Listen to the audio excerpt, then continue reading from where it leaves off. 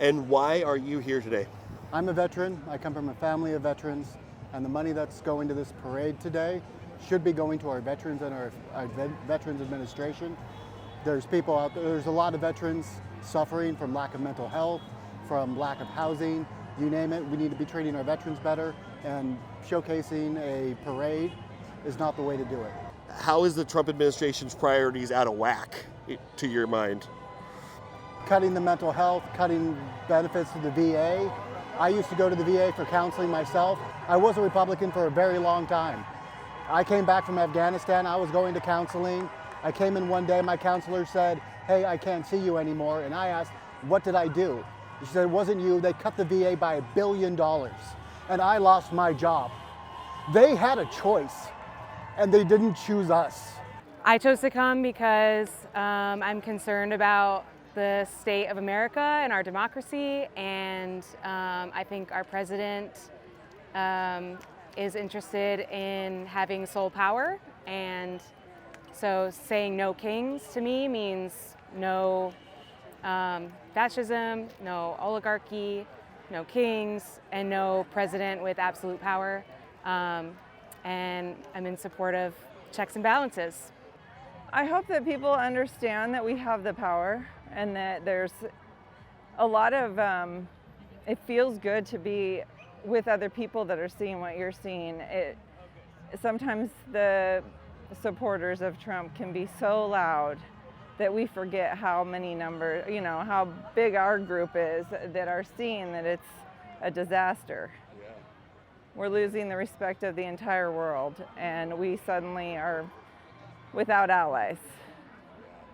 This is our First Amendment right to speak, to say what we have in our hearts. This is our chance, this is our time. We don't know what's going to happen in the future, but we need to be able to say to our grandchildren that we tried, we fought back. This is not okay.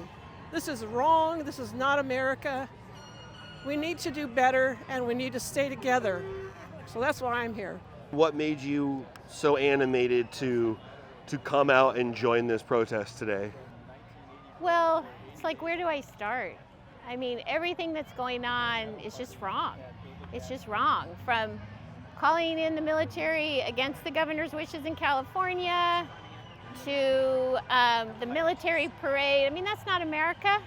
That's not what we do. It's not what we do. And he's just not a nice person.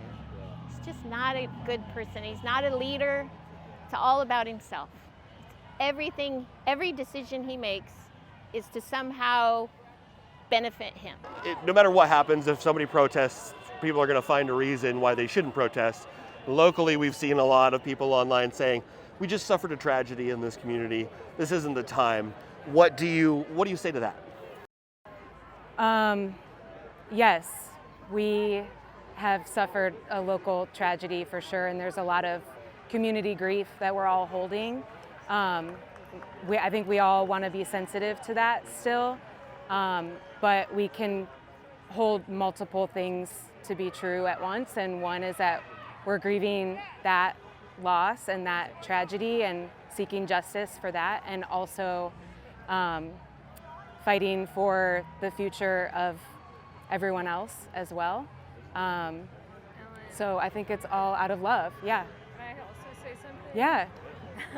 Well, I think for that one, if you come here and you feel the energy of all of these people, working for a positive future and connecting with their community, that's a form of healing from the other devastating things that have gone on in our community. Yeah, coming together, togetherness. Yeah. What does it say to you as a vet that we invest so much in creating war fighters and sending them to foreign lands? It means they're great with us killing, but they don't give a rip about us when we actually come home. So how do we get jobs? How do we get off the streets? How do we find gainful, meaningful employment all the time?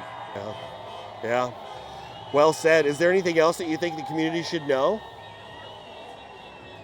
Stand up. Where are you going to be on the right side of history on this one? So if this is a veterans issue, come up and stand with us. You say you support veterans, then walk the walk. That's why we're here today.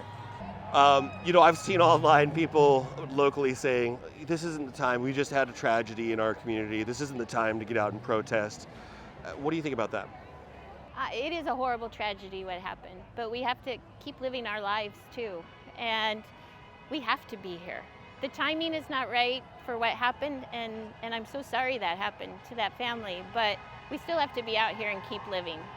And depending on what you hear about that horrible case, maybe we did fail that guy, the person that allegedly killed his girls.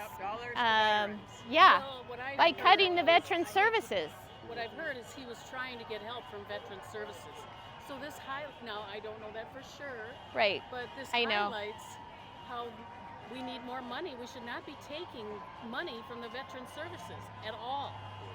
And I was just on vacation, spent some time with my dad, who's a vet, and he's like, none of that's really going to happen. When a push comes to shove, he's not going to take money away from vets. I'm like, Dad, he already is. Yeah. And he's like, no, he's not. I'm like, yes, he is. I mean, people just have their heads buried. They just believe what they want to believe. And I'm not going to change my dad's mind. He's 87 years old, but I'll keep trying. Yeah. Well, is there anything else that you think the community should know about what you guys are doing out here today? Just keep yourself informed of what's going on, and read the right from multiple sources. Don't rely on just one source. Read lots of different viewpoints, and just be kind to each other too. We don't have to agree, but we need to be kind to each other. We can still be nice even though we disagree. This is probably my 6th rally since he became president, and this is by far the biggest, but I think people are still rolling in, so we don't know where this will end up today. There's also rallies in Moses Lake, Grand Coulee, Kashmir, Leavenworth, Omak today. Wow. Just for North Central Washington.